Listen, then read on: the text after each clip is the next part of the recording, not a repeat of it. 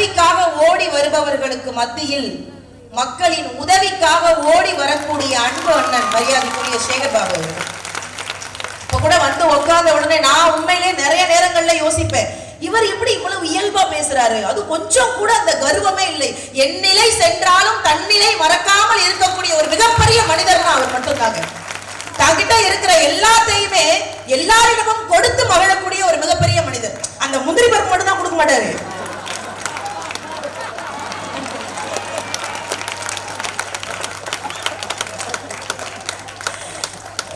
மேடையில பாக்குறவங்க எப்படி பிச்சை எடுக்கிறா பாரு, இவன் இதே வேலையா தெரிஞ்சிருப்பாளோ.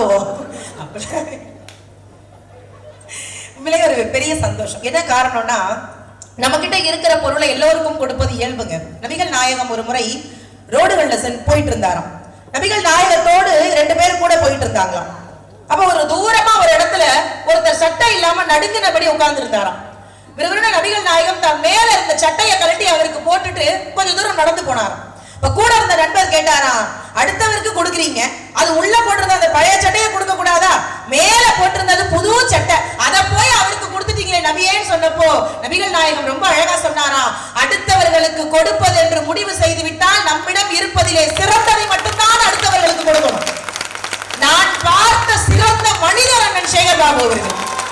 அடுத்தவர்களுக்கு கொடுக்கணும்னு முடிவு பண்ணிட்டா, தான் கிட்ட இல்லைன்னா கூட அடுத்தவர்கள் சந்தோஷமா இருக்கட்டும் கொடுக்கக்கூடிய ஒரு மாமனிதர். அவர் மேடையில நான் ஒரு நாள் பயம் இல்லாம பேசணும், அன்னைக்கு மட்டும் நல்லா இருக்கணும்னு வேண்டிக்கிறேன். நல்ல தலைப்பு.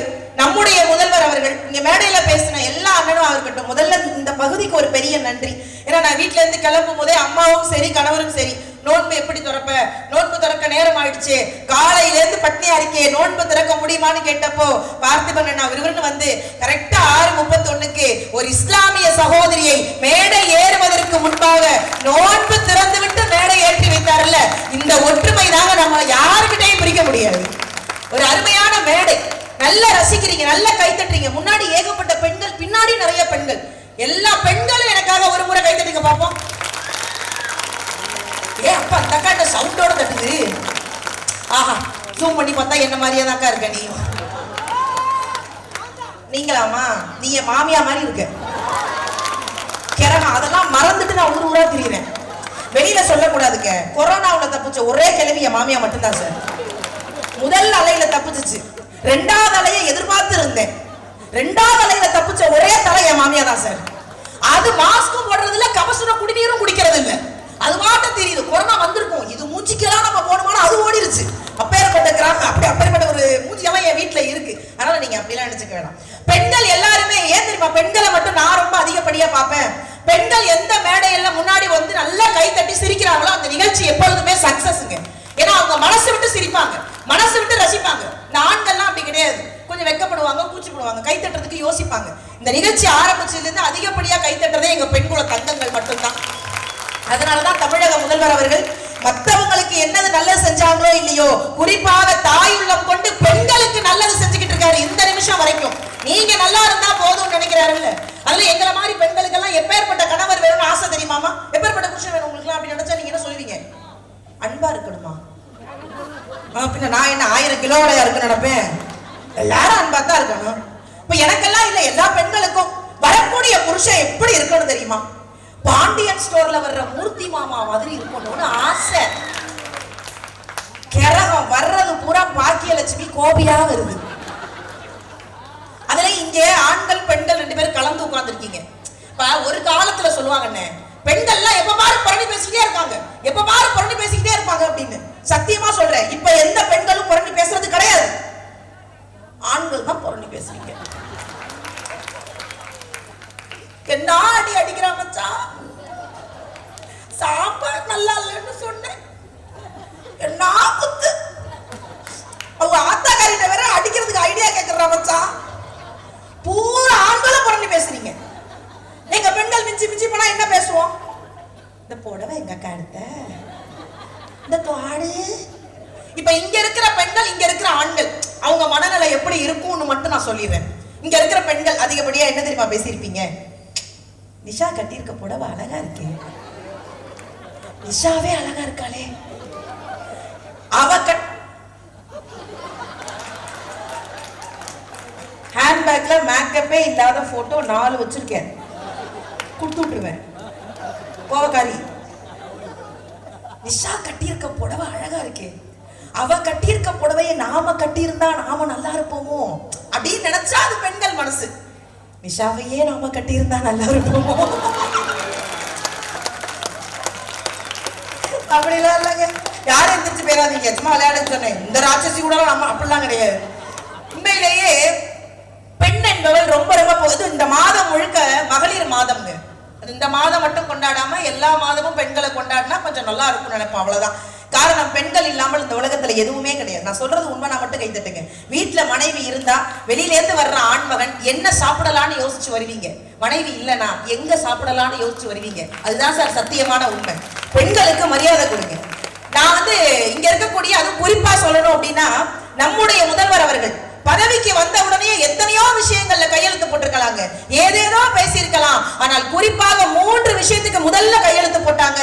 அரிசி குடும்ப அட்டைதாரர்களுக்கு கொரோனா நிவாரண உதவி, ஆவின் பால் லிட்டருக்கு 3 ரூபாய் குறைப்பு, மகளிருக்கு கட்டணம் இல்லாமல் பஸ்ல பயணிக்கலாம். அந்த 3 கையெழுத்து போட்டார்ல, இந்த 3 கையெழுத்தும் இன்று வரை பேசப்படுகிறது. அதுலயும் குறிப்பா இங்க நிறைய பேர் பெண் பிள்ளைகளுடைய படிப்பை பத்தி பேசினாங்க. நான் அரசு பள்ளி மாணவி. இங்க இருக்கிற யாரெல்லாம் அரசு பள்ளியில படிச்சீங்க? நிறைய பேர் படிச்சிருக்கீங்க, சூப்பருங்க. நான் அரசு பள்ளி மாணவி. நான் எங்க போனாலும் என்னுடைய பள்ளியை பத்தியும் நான் படிச்ச அந்த அரசு பள்ளியை பத்தியும் எங்கேயுமே உயர்வா தான் பேசுவேன். பெரிய பெரிய பள்ளிகள்ல படிச்சாதான் அறிவு வளரும் அப்படிலாம் கிடையாதுங்க. அது குறிப்பாக அரசு பள்ளியில நான் கடைசி பெஞ்சு. யாரெல்லாம் இந்த கடைசி பெஞ்சு ஸ்டூடெண்ட் இருக்கீங்க? சூப்பருங்க. எப்பவுமே இந்த முதல் பெஞ்ச் மேல எல்லாருக்கும் அந்த ஃபர்ஸ்ட் பெஞ்சில் உட்கார்றவங்களும் ரொம்ப பிடிக்கும் சார். கடைசி பெஞ்சில் இருக்கிறவங்கள பிடிக்காது. ஆனா நான் ஒரு விஷயம் சொல்றேன், முதல் பெஞ்சில் இருக்கிறவன் நல்ல பாடத்தை படிப்பான், கடைசி பெஞ்சில் இருக்கிறவன் தான் வாழ்க்கைங்கிற பாடத்தை முழுசா படிப்பான். அதாவது அந்த கடைசி பெஞ்சில் இருக்கிறவங்க எல்லாம் கிண்டல் பண்ணாதீங்க. அதுல நான் பள்ளிக்கூடத்துல படிக்கும் போதெல்லாங்க, எங்க அப்பா ஒரு கறிக்கடை இருக்காரு. நிறைய இடத்துல சொல்லியிருக்கேன். எங்க வீட்டுல ஒரு பெரிய ஆசையை எப்படியாவது என்னை படிக்க வச்சிடணும், பெரிய அதிகாரி ஆக்கிடணும், ஒரு கவர்மெண்ட் வேலையில உட்கார வைக்கணும்னு எங்க அப்பா கனவு பண்ணிருக்காரு. அதெல்லாம் நடக்கிற விஷயம் ஐயா. நான்லாம் மேக்ஸ்ல 35 வாங்குறதுக்கு கிட்னி வாய் வழியா வெளியில போயிட்டு உள்ள போச்சு. 35க்கே நான் 35 மார்க் எடுக்கிறதுக்கு அவ்வளவு கஷ்டப்பட்டேன். ஆனாலும் எங்க கொண்டு போய் என்னை பள்ளிக்கூடத்துல முத சேர்க்கும் போது எங்க அப்பாவுக்கு ஒரு பெரிய கனவு. எப்ப 4 வயசுலயே பிள்ளை பெருசா ஆயிரும்னு கொண்டு போய் ஸ்கூல்ல விடும்போது நான் போமாட்டேன்னு அழுதேன். இப்ப மாதிரி எல்லாம் கிடையாது. வயிற்றுக்குள்ள இருக்கும் போதெல்லாம் அப்ப அட்மிஷன் போட முடியாது. இப்ப அப்படிலாம் இல்ல, கர்ப்பமானோடனே முதல்ல போய் அட்மிஷன் போட்டுறாங்க. அப்ப அப்படி கிடையாது. உள்ள போனோட ஏகப்பட்ட கேள்வி இருக்கு, ஏகப்பட்ட கொஸ்டின் இருக்கு. அப்பா கிட்டையும் சரி என்கிட்டையும் சரி காதை தொடங்கும். அவங்க கேட்கிற கேள்விக்கெல்லாம் பதில் சொல்லணும். நான்லாம் தேம்பி அழுதேன். பள்ளிக்கூடத்துக்கு போக மாட்டேன்னு அழுதேன். எங்க அப்பா தரதரன்னு இழுத்துட்டு போய் பள்ளிக்கூடத்துல விறுவிறுன்னு உள்ள விட்டுட்டு ஒரு வார்த்தை சொல்லிட்டு வெளியில வந்தார். எவ்வளவு வேணாலும் என் பிள்ளைய அடிங்க, இல்லைன்னா மட்டும் அவங்க அடிக்க மாட்டாங்கல்ல, எங்களை கூப்பிட்டு முத்தம் கொடுத்து அனுப்புவாங்கல்ல. எவ்வளவு வேணாலும் அடிங்க, நான் கேட்க மாட்டேன். என் பிள்ளை ஒழுங்கா படிச்சா போதும்னு சொன்னதெல்லாம் எப்ப?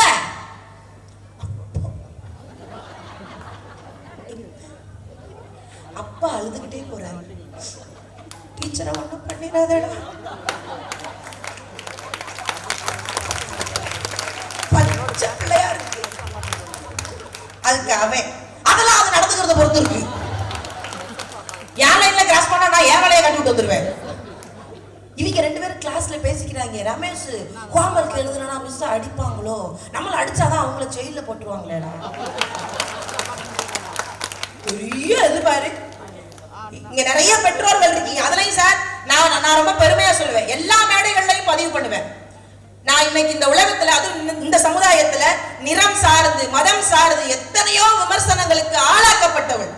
இவ்வளவு அடி விழுந்து நான் எந்திரிச்சு நிக்கிறதுக்கு என்ன தெரியுமா காரணம்? என்னுடைய பள்ளியில் நான் வாங்கிய அடி மட்டும்தான் இந்த சமுதாயத்தில் எத்தனை அடி விழுந்தாலும் எந்திரிச்சு நிக்கிற திராணிய தெம்பு எனக்கு இருக்குங்க. அதுல எங்க ஸ்கூல்ல ரோசி டீச்சர் ஒருத்தவங்க இருப்பாங்க, வித்தியாச முறையில அடிப்பாங்க. மேலெல்லாம் அடிக்க மாட்டாங்க, இந்த இடத்துல கிள்ளுவாங்க, நரடுவாங்க. அதுல நான் தான் சார் அதிகமா போய் மாட்டுவேன். நாங்க ஒரு 10 பேர் மாட்டுவோம். மாட்டும் போது எல்லாரையும் கிள்ளுவாங்க, நாங்க நெளிவோம். கடைசியில எல்லாரும் கிளாஸ் ரூம்ல பாப்பாளுங்க செவந்திருக்கும். கருமா அப்பவும் எனக்கு செவந்திருக்காது. ஆட்டமே அந்த கலர்ல இறக்குமதி பண்ணிருக்கான். நான் வீட்டுல போய் சொல்லவும் முடியாது. ஆனா இங்க நிறைய பெற்றோர்கள் இருக்கீங்க. உங்கள்ட்ட ஒரே ஒரு விஷயம் மட்டுங்க, உங்கள் பிள்ளைகள் பள்ளிக்கூடத்திற்கு போகும்போது, எந்த பிள்ளையெல்லாம் பள்ளிக்கூடத்துக்கு உள்ள போகும்போது பயத்தோட போகுதோ, பிற்காலத்துல பெற்றோர்கள் நீங்க பயம் இல்லாம வாழலாம். பிள்ளைகள் பயம் இல்லாம பள்ளிக்கூடத்துக்கு போனுச்சுன்னா நீங்க பயத்தோடு வாழக்கூடிய சூழ்நிலை வந்துருங்க. படிப்புக்கு முக்கியத்துவம் கொடுக்கணும். தமிழக முதல்வர் அவர்கள் காலை உணவு திட்டம் கொடுத்தா இருப்பாங்க. நீங்க நினைச்சு பாருங்களேன், வெறும் மத்திய சத்துணவு உணவு மட்டும் போதுமே அப்படின்னு நினைச்சிருந்தா, எனக்கு தெரிஞ்சு நான் அவரை ஒரு தாய் உள்ளம் கொண்ட முதல்வர் அப்படின்னு ஏன் தெரியுமா சொல்றேன்? இது நம்ம தான் யோசிக்க முடியும், ஆண்களுக்கு யோசிக்க முடியாது. காலையில எந்திரிச்சோடனே பெண்களுடைய அவஸ்தையை யாராவது புரிஞ்சுக்கிறாங்களாமா? முதல்ல யாராவது ஒரு ஆண்கள் யாருன்னா அந்த வாயில வர்ற ஒரே வார்த்தை என்ன தெரியுமா? உனக்கு என்னப்பா வீட்டுல சும்மா இருக்க, நான் வேலைக்கு போறேன், நீ இருந்து பாரு ஒரு நாளைக்கு சும்மா. எவ்வளவு கஷ்டம் தெரியுமா? இன்னைக்கு சமைக்கிறது நமக்கு கஷ்டம் கிடையாது, இன்னைக்கு என்ன சமைக்கணும்னு யோசிக்கிறோம்ல, அதுதான் உலகத்திலேயே பெரிய கஷ்டம். பிள்ளைகளுக்கு அது ரெடி பண்ணி இது ரெடி பண்ணி. இப்ப நம்மள மாதிரி ஆட்கள் வீட்டுல ஏதோ ஒரு சமையல் பண்ணிடுவோங்க. ஆனால் கூலி வேலை செய்யக்கூடியவர்கள், அடுத்த வேளை சாப்பாட்டுக்கு கூட யோசிக்கக்கூடிய குடும்பத்தில் இருக்கவர்களுடைய பிள்ளைகள் படிக்கணும். எல்லோரும் பிள்ளைகளுடைய புத்தக பையை பார்த்த பொழுது நம்முடைய முதல்வர் அவர்கள் மட்டும்தான் பிள்ளைகளுடைய இறை பையையும் சேர்த்து பார்த்தார். பிள்ளை பட்டினியா இருக்கக்கூடாது, சாப்பிடணும், சாப்பிட்டு படிக்கணும். படிப்பு ஒண்ணுதான் உங்களை ஒருபடி உயர்த்தி கொண்டு போகும். அதனாலதான் வள்ளுவன் சொல்லுவான், கற்க கசடர கற்பவை கற்ற பின் நிற்க அதற்கு தகன். நான் வள்ளுவன். நீங்க அந்த குரல்ல நல்லா பாத்தீங்கன்னா தெரியுங்க, எந்த இடத்துலயுமே துணை கால் எதுவுமே வராது. என்ன காரணம் தெரியுமா? கல்விங்கிற ஒரு விஷயம் மட்டும் உங்ககிட்ட இருந்ததுன்னா யாருடைய துணையும் இல்லாமல் நீங்கள் தனியாக வாழலாம். வள்ளுவன் சொன்னதை முதல்வர் அவர்கள் இன்றைக்கு நிறைவேற்றி கொண்டிருக்கிறார். அதான் சத்தியமான உண்மை. அதனாலதான் 12வது முடிச்சுட்டு நீங்க கல்லூரிக்கு போறீங்களா, நீங்க 3 வருஷ படிப்பு படிச்சாலும் சரி, 5 வருட படிப்பு படிச்சாலும் சரி, மாதம் 1000 ரூபாய் உங்களுக்கு வந்து சேரும். தயவு செய்து பிள்ளைகளை படிக்க வைங்கன்னு சொன்ன முதல்வர் நம்முடைய முதல்வர் அவர்கள் படிப்புக்கு அவ்வளவு முக்கியத்துவம் கொடுக்குறாங்க. அதுல இந்த பெண்களுக்கு எங்கு சென்றாலும் அந்த மரியாதை அப்படிங்கிறது ரொம்ப முக்கியம். அது குறிப்பா வீட்டுல அவ்வளவு முக்கியம். சட்டுன்னு பேசிடுவாங்க நம்மளை எல்லாம் வீட்டுல. இப்ப நான் ரொம்ப பணிவான பொண்ணு, மேடைகள்ல தான் இப்படி அதிர்ந்து பேசுவேன். வீட்டுல நான் ஒரு புள்ளப்பூச்சி மாதிரி இருப்பேங்க. அடுத்த கூட்டத்துக்கு நீ வராதக்கா, கேவலப்படுத்திட்டேன். அன்னைக்கு வீட்டுக்குள்ள இருந்தேன், பக்கத்து வீட்டுக்கு எனக்கு ஒரு சின்ன சண்டைனே. அந்த அம்மா பொசுக்குன்னு என்னை நாயிடுச்சு. என்ன பண்ணுவேன் நான்? எனக்கு நீ யார் இருக்கா? குடுக்குடுன்னு ஓடி போய் எங்க வீட்டுக்கார்ட்ட சொன்னேன், என்னை நாயின்னு சொல்லிவிட்டா பக்கத்து வீட்டுக்காரின்னு. அந்த மனுஷன் அவசர அவசரமா கைலிய கட்ட தெரியாம கட்டிக்கிட்டு குட்டு குட்டு குட்டு குட்டுன்னு ஓடி வந்து வாசல்ல நின்று, ஏமா ஆறவே இல்ல, சாரதான திங்கிற, கண்ணு தெரியுமா தெரியாதா உனக்கு? கேட்க ஆள் இல்ல நினைச்சிட்டு இருக்கியா? யார பார்த்து நாய் என்ன? உனக்கு நாய்க்கு பேய்க்கு வித்தியாசம் தெரியாது. இந்த பேய் உள்ள போயிடுச்சு. நான் ஒரு 1/2 மணி நேரமா கண்ணாடியை பார்த்து நம்ம அப்படியா இருக்கும்னு யோசிச்சுட்டு இருந்தேன். அதுல போன வாரம் ஒரு சம்பவம் நடந்துருச்சு. நம்புனீங்கன்னா நான் சொல்லுவேன் மேடையில, போன வாரம்ப்பா உங்களுக்கு என்னையும் தெரியும்பா, உங்க மாப்பிள்ளையும் தெரியும்பா, அந்த அந்த வாயிலா பூச்சி எறும்பு போனா கூட எறும்பு டிஸ்டர்ப் பண்ணக்கூடாதுன்னு பக்கத்து தெருவில் போவான்ப்பா. அப்பேற்பட்ட ஒரு குழந்தைய போன வாரம் எங்க வீட்டுக்கு போலீஸ் வந்துருச்சு தங்கம். நான் பயந்துட்டேன், போலீஸ்காரவங்க எதுக்கு நம்ம வீட்டுக்கு வந்தாங்க? உண்மையிலேயே போனை எடுத்தேன் நான், சேவை பண்ணவங்க கூட கால் பண்ணுவோமா அப்படின்னு பயந்து நடுங்கி எதுக்கு போலீஸ் வந்திருக்காங்கன்னு அவங்க அடுத்த வார்த்தை சொன்னாங்க, உங்க வீட்டுக்கார அரெஸ்ட் பண்ண வந்திருக்கோம். ஐயோ அந்த குழந்தை எந்த தப்பும் பண்ணாதே, ஏன் அரெஸ்ட் பண்றீங்கன்னு கேட்கும்போது இல்ல சட்டப்படி அவர் பண்ணது தப்புன்னாங்க. சட்டப்படி அப்படி என்னங்க அவர் தப்பு பண்ணாருன்னு கேட்டேன். சட்டப்படி வீட்டுல மயில் வளர்க்கறது தப்பு மேடம், அவர் உங்களை வளர்த்தது தப்பு தானே. ஐயா என்னைய மயில்னு ஒத்துக்கிட்டது ஒரு 6 பேருக்கு மட்டும் நன்றி. இந்த நகைச்சுவையை இந்த மேடையோட புதைச்சிட்டு போயிடுறேன். வீட்டுல மரியாதை என்பது பெண்களுக்கு ரொம்ப ரொம்ப முக்கியங்க. அது என்ன விஷயமாக இருந்தாலும் சரி.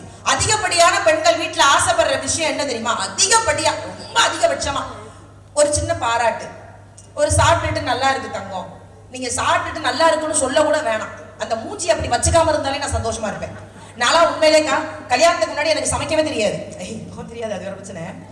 நான் சுமாரா சமைப்பேன். இப்ப எங்க அதிகபட்சமா இந்த கல்யாணத்துக்கு முன்னாடி எல்லா பெண்களுமே, இங்க நிறைய பெண்கள் இருக்கீங்க, அப்பாக்கள் வீட்டுல நம்ம எல்லாம் மகாராணி மாதிரி இருந்திருப்போம். உண்மைதானே? நான்லாம் எங்க வீட்டுல லிட்டில் டாடி பிரின்சஸ். எங்க அப்பா அடுப்படி பக்கம் கூட என்னை அனுப்புனது இல்லை. அந்த வேக்காடு பட்டு பிள்ளை கருத்துருமோன்னு அந்த மனுஷன் பயந்துருக்காரு. நானும் அப்படியெல்லாம் சமைக்காம இந்த கல்யாணம் பண்ணி முடிச்சதுக்கு அப்புறம் கஷ்டப்பட்டு சமையல்லாம் கத்துக்கிட்டு, சாம்பார் ரசம் காரக்குழம்பு அது இதுன்னு கத்துக்கிட்டு இந்த மனுஷனுக்கு பரிமாறுனா, எங்க வீட்டுக்காரர் கரெக்டா ஒரு நாளைக்கு 3 தடவை தான் சிரிப்பாரு. காலையில திங்கும் போது, மத்தியானம் திங்கும் போது, நைட்டு திங்கும் போது. நானும் கேட்டேன், ஏன் திங்கும் போது சிரிக்கிற பைத்தியம்னு. துன்பம் வரும்போது சரி, நான் இங்க சிரிச்சு பழகிட்டு இருக்கேன்னு. அதிகப்படியான பாராட்டு என்ன தெரியுமா? அப்படி சாப்பிடும் போது நல்லா இருக்கு தங்கம், நல்லா ட்ரெஸ் பண்ணி இருக்கும் போது நல்லா இருக்கு தங்கம்னு சொல்லி பழகுங்க முதல்ல.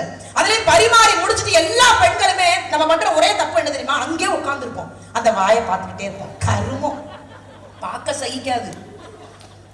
நல்ல ஜேசிபி மிஷின்ல மண்ணள்ளி திங்கிற மாதிரி அம்புடை தின்னுட்டு கடைசியா ஒரு வார்த்தை சொல்லுவாங்க. அந்த ஒரு வார்த்தைக்கு கடப்பாறை எடுத்து வாயிலே வெட்டணும் போல வரும். அது என்ன வார்த்தை? எல்லாம் நல்லா தான் இருக்கு, எங்க அம்மா கை மாதிரி இல்லை. ஏன் வரும்போது எடுத்துக்கிட்டு வாங்க, அதையும் எடுத்துக்கிட்டு வந்து குழம்பு வைக்கும் போது 2 கிண்டு கிண்டேன். யாரு வேணாம்னா உண்மையிலேக்கா எனக்குலாம் காதல் திருமணம் தான். ஆனா என்னுடைய திருமணங்கிறது காதல் திருமணத்தை நீங்க முழுசா கேட்டீங்கன்னா காரி துப்பிட்டு போயிருவீங்க. நாங்க பார்த்ததே கிடையாது. எங்க மாமியார் வந்து பூவெல்லாம் வச்சுட்டு போயிட்டாங்க. கடைசியா அந்த பொண்ணு கல்யாணத்துக்கு ஒரு வாரத்துக்கு முன்னாடி அந்த மனுஷன் சவுதியில இருந்து வந்தாரு. நான் வாசல்ல நைட்டி போட்டு நின்றுகிட்டு இருந்தேன். இங்க இருக்க திருமணம் ஆகாத அன்பு தம்பிகளுக்கு ஒரு விஷயம் அக்காவா சொல்றேன்டா தம்பி, இந்த கல்யாணத்துக்கு முன்னாடி அம்மா அப்பாவோட நிச்சயதார்த்தத்துக்கு போயிட்டு வந்துரு. நீ தனியா சர்ப்ரைஸா பொண்ணை பார்க்க போறேன்னு போகாத. பொண்ணு மேக்கப் போடாம உனக்கு ஒரு சர்ப்ரைஸ் கொடுக்கும். அதெல்லாம் நீ ஏத்துக்காத. உண்மையிலே நான் மேக்கப் போடாம வாசல்ல நைட்டி போட்டு நின்றுட்டு இருந்தேன்க்கா. அந்த மனுஷன் அப்படியே கிராஸ் பண்ணது எங்க அம்மா பார்த்துட்டாங்க. எரும மாடு மாப்பிள்ள வர்றாரு, வீட்டுக்குள்ள வாண்டாங்க. நான் வெக்கப்பட்டு ஓட, அந்த மனுஷன் தூக்கப்பட்டு ஓட, எரும மாடு அத்துக்கிட்டு ஓட, எங்க தெருவே ஒரு கலவரமா இருந்தது. பொதுவாக மேடைகள்லையும் சரி வீடுகள்லையும் சரி பெண்களுக்கு முக்கியத்துவம் கொடுங்கன்னு சமீப காலமா நிறைய இடங்கள்ல நம்ம பேசிக்கிட்டு இருக்கோம். அது படிப்பாக இருந்தாலும் சரி, மரியாதையாக இருந்தாலும் சரி, பெண்களுக்கு நீங்கள் தயவு செய்து மரியாதை கொடுங்கன்னு நாம பேசிக்கிட்டே இருந்தோம்ல. நீங்க பேசிக்கிட்டே இருங்க. பெண்கள்கிட்ட எது இல்லைன்னு நீங்க மரியாதை கொடுக்க மாட்டேங்கிறீங்க. காசு இல்லைன்னு தானே நீங்க மரியாதை கொடுக்க மாட்டேங்கிறீங்க. ஒரு அண்ணனாக, ஒரு அப்பனாக மாதம் 1000 ரூபாய் உரிமை தொகையை நான் கொடுக்கிறேன், இப்பொழுது என் சகோதரியை நீ என்ன கேட்பன்னு கேட்டாருன்னு நம்முடைய முதல்வர் அவர்கள். அதுதாங்க அந்த தாயுள்ளம் கொண்ட முதல்வர் அவர்கள். இங்க நிறைய அந்த கூட்டங்களுக்கு போகும்போது மரியாதைக்குரிய சகோதரி பெண் காவல்துறை அதிகாரிகளுக்கு ஒரு நல்ல கைத்தறல் கொடுக்கலாம். நம்மலாம் பல கஷ்டங்களை தாண்டி அவங்க எல்லாம் வேலை பார்க்கறாங்க. நான் இப்ப சமீபத்துல ஜெயிலர்ல அந்த உடை போட்டிருந்தேன். அதுக்கு முன்னாடி ஒரு படத்துல போட்டேன். அந்த உடை போடுற வரைக்கும் எனக்கு அந்த வழி தெரியலங்க. அந்த உடை போட்டதற்கு பிறகுதான் பெண்களுக்கு இயற்கையாக சில நேரங்கள்ல சில வழி வரும்ல, அதை கூட அந்த உடையில தாங்க முடியல. என்னால அவ்வளவு ஈஸியா எளிதா அந்த உடையில இருந்து கடந்து வர முடியலன்னு நான் வருத்தப்பட்டேன். ஆனா எனக்கு என்ன ஆச்சரியம்னா, அந்த உடையை போடாத நம்முடைய தமிழக முதல்வர் அவர்கள் ஒரே ஒரு விஷயம் யோசிச்சாரு. இந்த மாதிரி அவசரத்துல ரோட்டோரமாக நிற்கக்கூடிய பெண் காவல்துறை அதிகாரிகள் இனிமே நிற்கவே கூடாது, ஒரு சகோதரனாக அவர்களுக்கு அந்த விளக்கை நான் கொடுக்கிறேன்னு சொன்னார்ல, அங்கதாங்க நம்முடைய முதல்வர் அவர்கள் நிற்கிறாங்க. இப்படி எல்லா விஷயங்களையும் பெண்களுக்கு மட்டுமல்ல ஆண்களுக்கும் சேர்த்து அதை விட ஒரு படி கூடுதலாக பெண் பிள்ளைகளுக்கும் ஆண் பிள்ளைகளுக்கும் படிப்பு முக்கியம்னு ஒவ்வொரு விஷயமாக இந்த நிமிடம் வரைக்கும் எல்லாத்திற்கும் போராடிக்கிட்டு இருக்காருல்ல, அப்படிப்பட்ட முதல்வர் அவர்கள் எல்லா வளமும் பெற்று எல்லா நாளும் நம்முடைய முதல்வராக எல்லா வருடமும் அவரே இருக்க வேண்டும் என்று சொல்லி உண்மையிலேயே இந்த அருமையான வாய்ப்பை அளித்த அத்துணை நல்ல உள்ளங்களுக்கும் நன்றி கூறி விடைபெறுகிறேன். நன்றி, வணக்கம்.